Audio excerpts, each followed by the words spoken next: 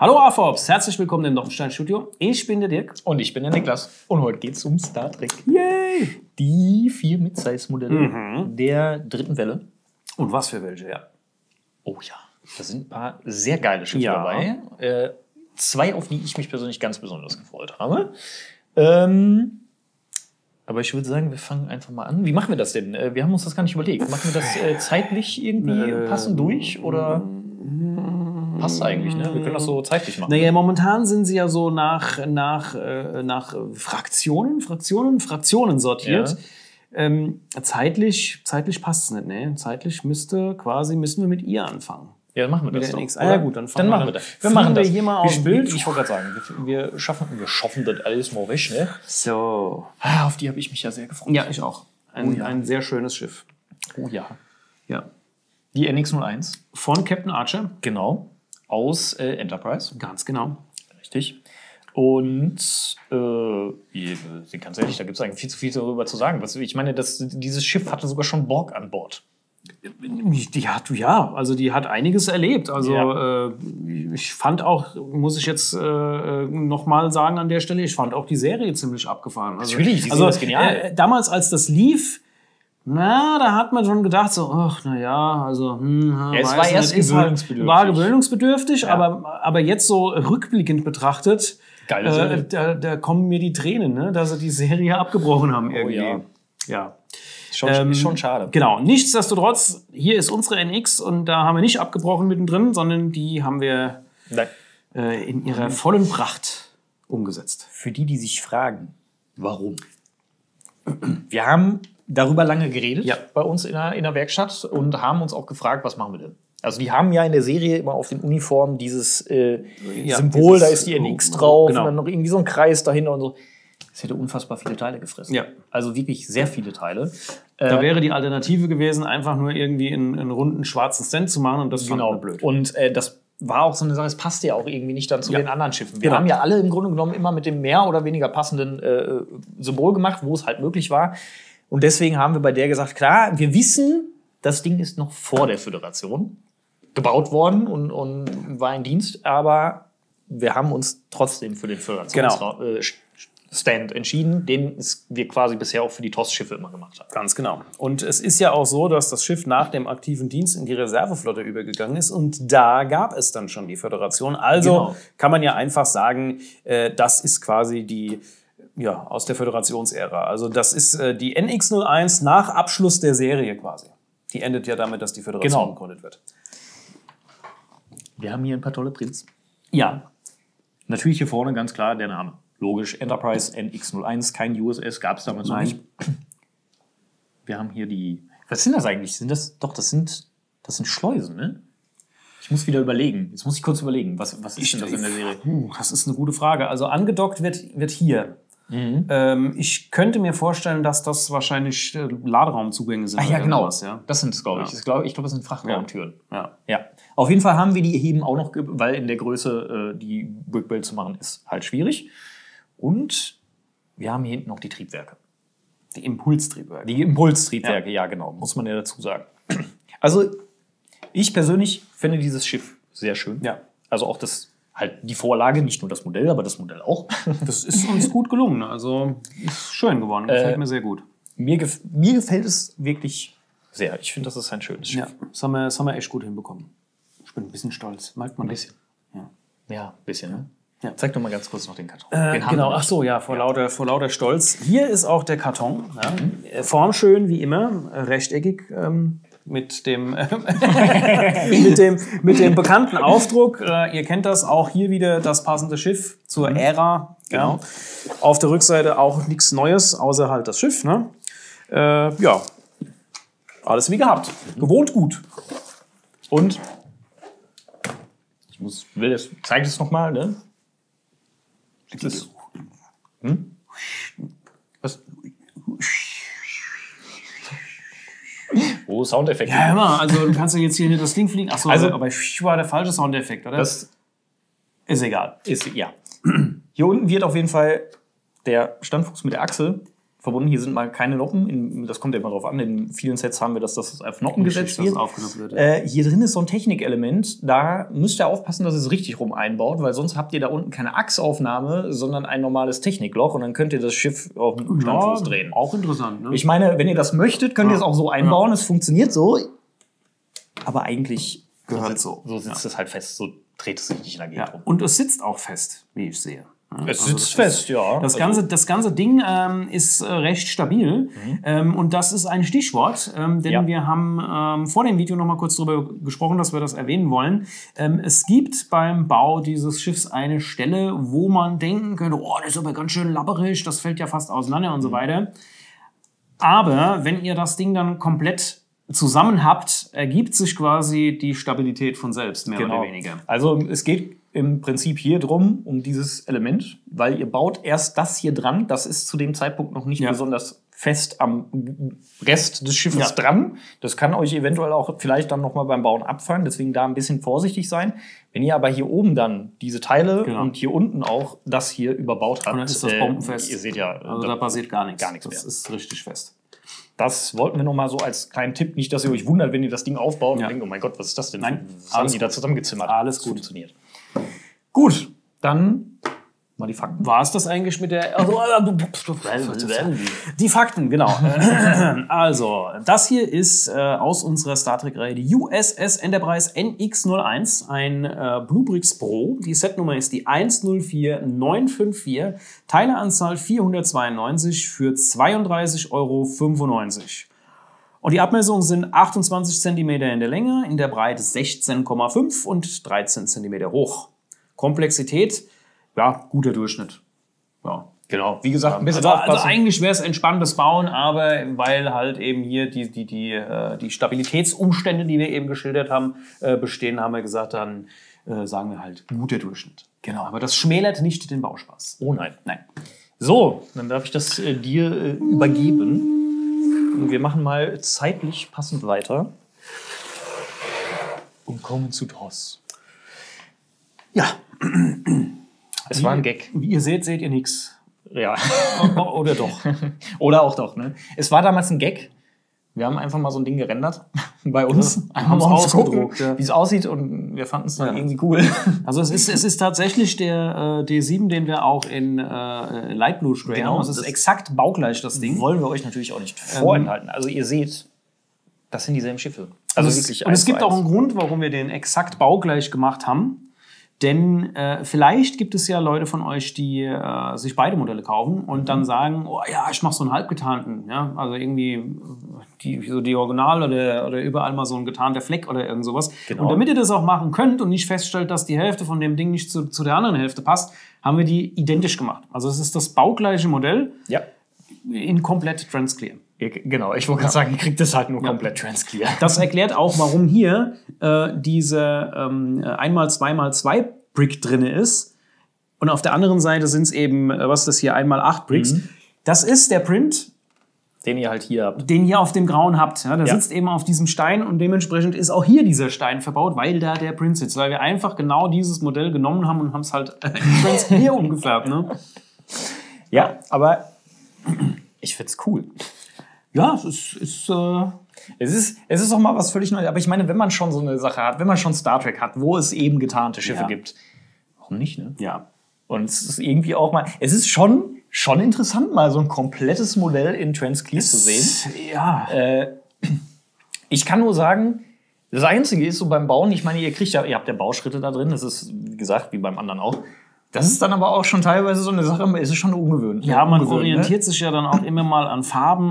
Wo muss das jetzt rein? Gut, ich meine, der andere war halt fast komplett grau. Ja, gut, das ist eigentlich auch nicht viel besser. Ja. Tut sich nicht viel, aber trotzdem bei Transclear ist es noch mal ein bisschen... Ja, weil man halt in der Anleitung durch die Transclear-Elemente auch durchgucken kann. Das ist halt, und nicht nur in der Anleitung, auch in echt. Ja. Und das ist ein bisschen tricky manchmal. Aber ich finde es trotzdem. Ja. Also ich finde es super. Wir haben...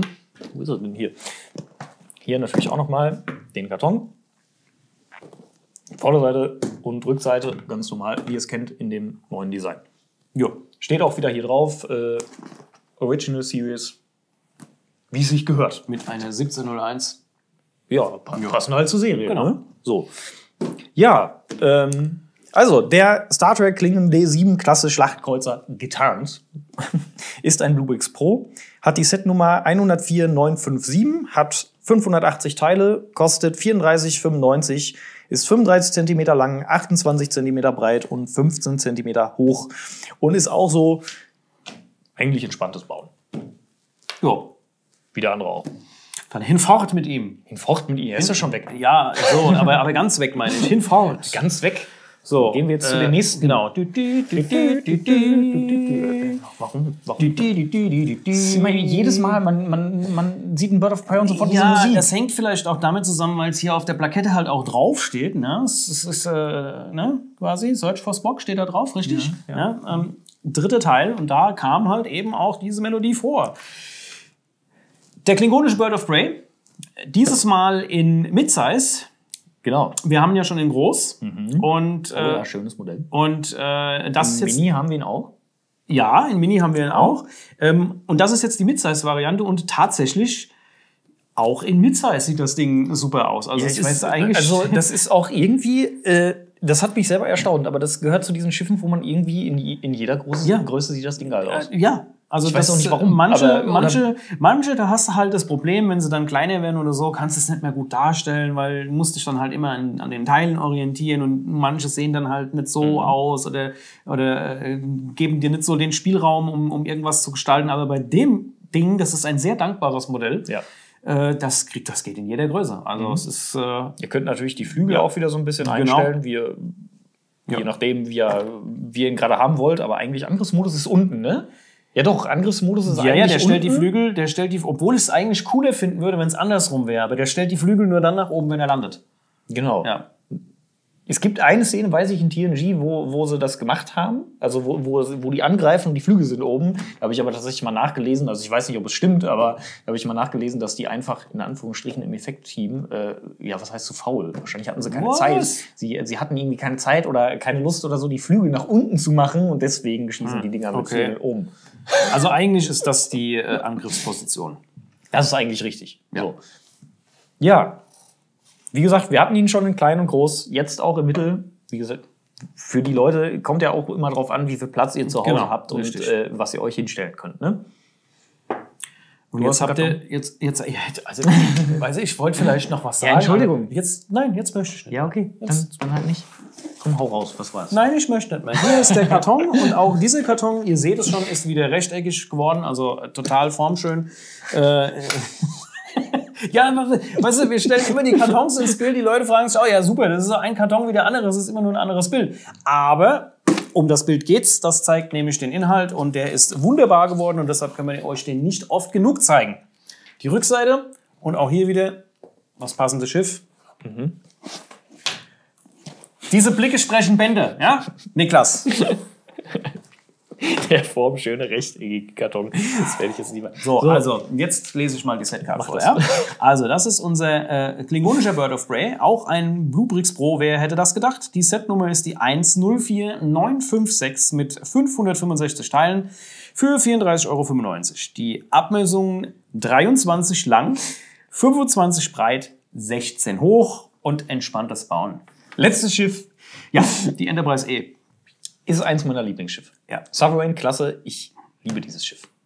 Ich weiß zwar immer noch nicht, wie viele Decks es hat, weil im Film First Contact steht auch hier, da taucht sie ja das erste Mal auf, heißt es erst, das Ding hätte 25 Decks.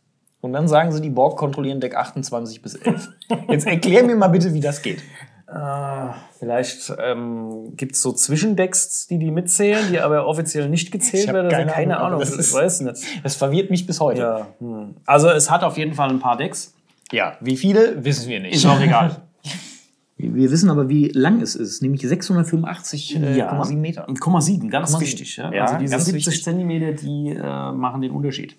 Hier natürlich auch mit dem passenden Sternenflotten-Standfuß. Haben wir jetzt gerade bei den Klingonenschiffen nicht gesagt, aber die haben natürlich den Klingonen-Standfuß. Ja, man kann den ja quasi nochmal... genau. Ne? Den also kennt ihr aber auch schon. Sehr klingonisch. Ja, mit dem klingonischen Symbol. Hier haben wir eine Menge Prints oben. Natürlich Seriennummer, also Registrierungsnummer und Schiffsname, aber eben auch hier die ganzen Fenster. Das hat mir gut gefallen, dass die alle bedruckt sind. Ich finde das auch sehr gut. Das hier sind ja diese Escape-Pods, die man ja auch sieht, wie sie die dann abspringen. Wobei ich mich immer gefragt habe, holen die eigentlich wieder? Also die springen die wieder, werden die dann wieder eingesetzt? Ich glaube sogar, die können wieder zurückgerufen werden und landen dann quasi da drin. Also bin ich mir jetzt nicht sicher, aber ich glaube, das geht. Würde mich mal interessieren. Vielleicht weiß das jemand von euch. Also schreibt es gerne in die Kommentare. Ja. Auf jeden Fall, genau. Ich meine, die Form dieses Schiffes ist mit Noppenstein schwierig, ja. Es ist nun mal im Grunde genommen komplett windschnittig gebaut. Ja. Da sind dann doch schon Schiffe wie die TOS Enterprise zum Beispiel oder auch die Enterprise A, die sind da schon, die sind ein bisschen kantiger im Allgemeinen, deswegen die sind da schon ein bisschen angenehmer, sage ich jetzt mal, zu bauen aus Noppenstein, aber ich finde, es ist super geworden. Es ist gut geworden, ja. Also ich sag mal, richtig gut geworden. Wenn das jetzt irgendwie ein Minimodell geworden wäre und dann hätte ich das hier vorne ein bisschen arg dick gefunden, dadurch, dass das halt Bricks sind. Aber bei dem fällt es nicht ins Gewicht. Also aber ich finde es gut. Ich wollte gerade sagen, als Mid-Size ich finde auch, ich habe letztens noch diese schöne Szene gesehen, wo sie gegen den Borg-Kubus kämpfen am Anfang in Star Trek 8, wo man ja die Defiant sieht. Und wir hatten ja letztens auch das große Modell, weißt du, wo wir noch gesagt haben, das Ding ist riesig. Ja. Da. Und ich finde das immer wieder geil, weil du siehst dann die Defiant, wie sie vor diesem Borg-Kubus ist, und dann kommt dieses Schiff reingeflogen. Die Defiant ist irgendwie, also weiß nicht, gefühlt so groß. Ja, also vielleicht. Nee, wahrscheinlich eher noch kleiner. Wahrscheinlich sogar noch kleiner, ne? So gefühlt so groß oder so. Da versteht man auch, warum Riker sagt, ein tapferes kleines Schiff. Klein? Ja, genau.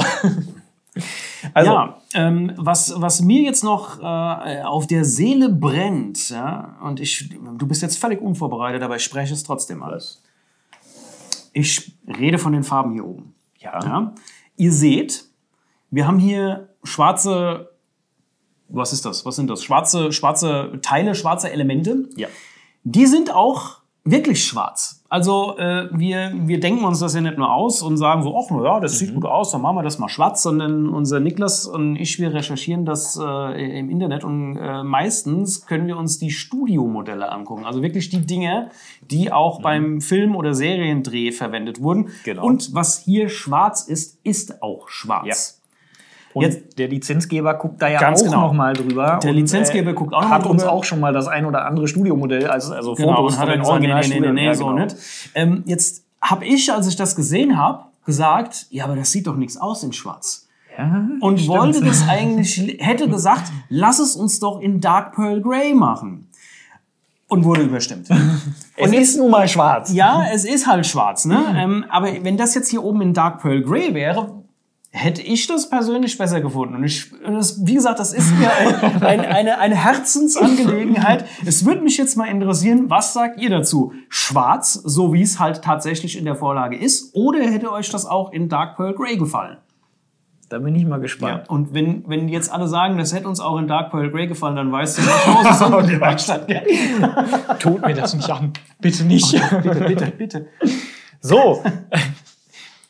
Wir zeigen euch auch mal die exemplarische Anleitung. Die exemplarische Anleitung. Wir haben jetzt gesagt, für jede. Wir zeigen euch schon mal die Kartons von jedem, aber die Anleitung von jedem, das wird dann, glaube ich, etwas viel. Nee, also die sind auch alle gleich auch, bis auf die. Ihr habt die ganz normalen Bauabschnitte. Bauabschnitte, genau. Genau, es sind immer 2 bei den Mid-Size-Modellen. Ist das so? Überall? Ja, bei jedem? Doch, soweit weil ich manche weiß, sind doch bei jedem. Manche sind doch größer, und also die großen, fetten Klingonen. Ja, aber ich bin mir sicher, da sind es auch noch 2. Also ich glaube das. Dann ist das so. Ich bin davon fest überzeugt. Und wie ihr es auch sonst so kennt aus der Anleitung, verblasst, was ihr schon gebaut habt. Nicht ausgegraut, ja? Nicht ausgegraut, wir sagen es hier immer wieder, aber hier kann man es sogar mal ausnahmsweise sehen. Du sagst es mir immer wieder. Ja, man muss es bei Star Trek auch dazu sagen, weil die meisten Schiffe sind halt grau. Ja. Ja, es ist auch eigentlich egal. Ach, egal. Also, ihr kennt es. So. Dann habe ich noch einmal kurz den Karton. Möchtest du es jetzt nicht sagen, oder was? Nein, das ist ja dein Karton. Ich habe es ja bei meinen 2 schon gesagt, dass die formschön und rechteckig sind. So.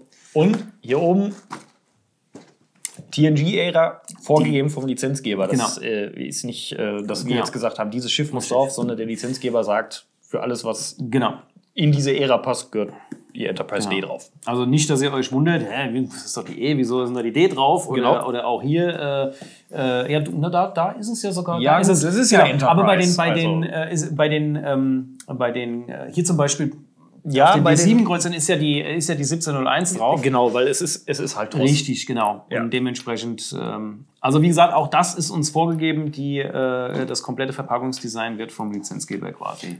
Ja, so wie in der ersten Welle, wo ja immer der passende Captain. Genau, da war dann immer der passende Captain oben drauf. Das hier ist praktisch das, ist halt der Captain auf der neuen Verpackung. Ja, gut, dann habe ich hier nochmal die Fakten. Die Setcard. Das ist die Star Trek USS Enterprise NCC 1701E, ist ein Bluebricks Pro, hat die Setnummer 104955, hat 489 Teile. Kostet 32,95, ist 34,5 cm lang, 13,5 cm breit und 13 cm hoch und ist entspanntes Bauen. Jo. Und sehr schön. Natürlich. Ja. Sowieso. Ja. Das ist meine Idee. Das ist eine Sovereign-Klasse. Ja. Das ist alleine eine super geile Schiffsklasse. Ja. Ja, aber ich finde die hier schon. Ich weiß nicht, ich bin irgendwie. Gut, es mag natürlich daran liegen, dass ich jetzt, bevor ich mit TOS, vielleicht der ein oder andere hat es mitbekommen, momentan gucke ich immer noch TOS. Bevor ich TOS geguckt habe, habe ich Enterprise durchgeguckt und wahrscheinlich bin ich da jetzt noch so ein bisschen drauf hängen geblieben. Wenn ich dann wieder mal den Film gucke, mir fällt gerade ein, ich habe die Filme keine Ahnung, bestimmt seit 10 Jahren nicht mehr gesehen, weil ich immer nur die Serien gucke. Ja, ist klar, dass dann guck doch mal hier die Filme wieder. Ja, mal gucken, wenn ich Zeit habe. Du schiebst uns jetzt wieder weg. Ach so, ich wollte zum Abschied Entschuldigung. Rückwärtsgang. So. Genau, sieht man die jetzt? So. Also, alle 4 Mid-Size-Modelle der dritten Welle. Ich muss immer aufhören, ich komme nämlich durcheinander inzwischen mit den Wellen. Das ist die dritte, ja. Also, alle 4 Mid-Size-Modelle der dritten Welle könnt ihr bei uns jetzt alle im Shop kaufen, also schon seit einer Weile. Der eine oder andere hat sie vielleicht sogar schon zu Hause. Ich finde sie toll. Ja. Ich muss sie alle haben. Ich finde sie, also ganz ehrlich, das ist meiner Meinung nach mit die beste Welle bisher. Also nach meinem persönlichen Empfinden. Da sind auf jeden Fall ein paar sehr geile Schiffe. Aber da kommen auch noch ein paar sehr geile. Ja. Also du meinst jetzt in der Welle? Ich sag nichts weiter. Ja, vielleicht ist es ja nicht die letzte Welle, wer weiß das schon. Mal schauen. Ja, genau. So viel zu Schiffen und Wellen und guck mal hier, wie das passt. Schiffe und Welle, klasse. Wahnsinn. Dann war es das für heute aus dem Noppenstein-Studio. Genau. Noppensteine kann man nie genug haben. Demnächst gibt es noch mehr. Viel Spaß beim Bauen. Macht's gut. Ciao. Ciao. Ja, wer weiß das schon, wie viele Wellen es gibt? Ich hab da doch keine Ahnung. Ich auch nicht. Mir sagt ja keiner was. Nee.